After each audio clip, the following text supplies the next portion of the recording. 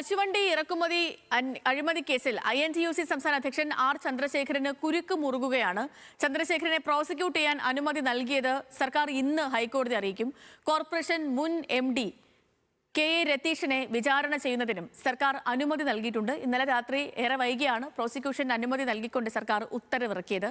Hans John വിശദാംശങ്ങളുമായി നമുക്കിപ്പം തത്സമയം ചേരുന്നു തിരുവനന്തപുരത്ത് നിന്ന്. ഹാൻസ്, ഗുഡ് മോർണിംഗ്. ഈ പറഞ്ഞ പോലെ ഇന്നലെ രാത്രി ഏറെ വൈകി വന്ന ഒരു വിധിയാണിത്. ഈ കേസുമായി ബന്ധപ്പെട്ട് ഇത്രയും നാൾ സാധാരണക്കാരായ കശുവണ്ടി തൊഴിലാളികളെ മറയാക്കി നടന്ന ഒരു തട്ടിപ്പാണ് ഇന്ന് ഈ കോടതിയിൽ. ഈ പ്രതികൾക്ക് ഇത്രയും കാലം രാഷ്ട്രീയ സംരക്ഷണമൊക്കെ കിട്ടിയിരുന്നു, പക്ഷെ ഇപ്പോൾ ആ സംരക്ഷണം ഒന്നുമില്ല. അപ്പം അതുകൊണ്ട് തന്നെ ഇന്ന് കോടതിയിൽ നിന്നും എന്തൊക്കെ കാര്യങ്ങൾ പ്രതീക്ഷിക്കണം ഹാൻസ്?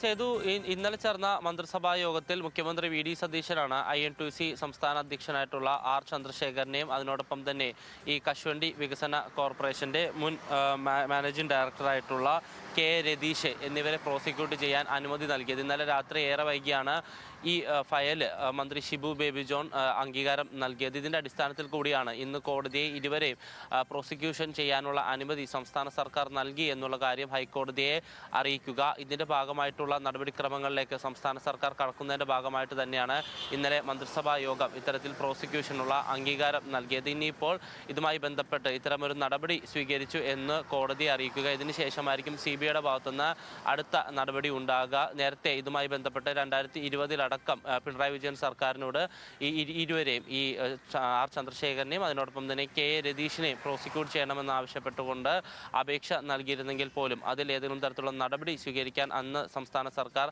തയ്യാറായിരുന്നില്ല. പക്ഷേ കോടതി അലക്ഷ്യം വരികയും ഹൈക്കോടതിയുടെ ഭാഗത്തുനിന്ന് രൂക്ഷ വിമർശനം സംസ്ഥാന സർക്കാരിനെതിരെ ഉണ്ടാകുകയും ചെയ്ത പശ്ചാത്തലത്തിലാണ് അടിയന്തരമായി ഇത്തരമൊരു നടപടി സംസ്ഥാന സർക്കാരിൻ്റെ ഭാഗത്തുനിന്ന് ഉണ്ടായിരിക്കുന്നത്. അതുകൊണ്ട് തന്നെ ആ വിവരം കോടതിയെ അറിയിക്കും. അതിനുശേഷമായിരിക്കും കുറ്റപത്രത്തിലടക്കം CBIക്ക് മാറ്റങ്ങൾ വരുത്താൻ കഴിയുക. ഇത്തരത്തിൽ ഈ പ്രോസിക്യൂട്ട് ചെയ്യാനുള്ള അനുമതി നൽകിയ പശ്ചാത്തലത്തിൽ അഴിമതി നിരോധന നിയമം കൂടി ഇനിയിപ്പോൾ കുറ്റപത്രത്തിൽ ചേർക്കാനായിരിക്കും CBIയുടെ തീരുമാനം. അതിനുശേഷമായിരിക്കും തുടർ നടപടികൾ ഉണ്ടാവുക. എന്തായാലും നിലവിൽ ഈ കേസുമായി ബന്ധപ്പെട്ട് തുടർ നടപടികൾ സ്വീകരിക്കുന്നതിൻ്റെ ഭാഗമായിട്ട് അല്ലെങ്കിൽ നിയമ നടപടികൾ മുന്നോട്ട് സ്വീകരിക്കാം എന്നതിൻ്റെ ഭാഗമായിട്ട് കൂടിയാണ് ഇന്നലെ മന്ത്രിസഭാ യോഗം ഇരുവരെയും ഈ ആർ ചന്ദ്രശേഖരനെയും KA രതീഷിനെയും പ്രോസിക്യൂട്ട് ചെയ്യാനുള്ള അനുമതി നൽകിയത്.